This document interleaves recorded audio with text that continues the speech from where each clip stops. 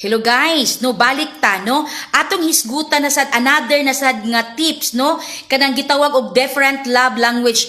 Tungod kay gikan man sila sa managlahi nga pamilya, managlahi pud unsaon nila pag-express no ang ilahang gugma or ang ilahang ang ato ang feelings. So number 1, kanang gitawag og physical touch. Kung ang ikaw asawa nagdako sa family nga very demonstrative kana gani daadra ang hugging, grabe ang touch, okay? Mudako sad pug ka nga ning anak pug ka very demonstrative ning ana po ka very affectionate no muhag sa imong partner ning ana then ang imong bana wala nagdako sa family nga grabe ang hugging, grabe ang touching. So unsa may mahitabuan na pag imo siyang i-touch or imo siyang ihag ang iyang hunahuna ana na muna iyang hunahuna dautan na kaayo pero ang imo ra gyud is only hugging ra gyud na siya. So ning ana ba managlahi ang inyuhang pagsabot. Okay, next is kanang gitawag og act of service. Unsa man na kung ikaw sab asawa nagdako ka sa family nga nakita nimo imong mama ug imong papa naan magtinabangay kanang imong mama andaman niya iyang imong papa og kanang tualya iyang gamit before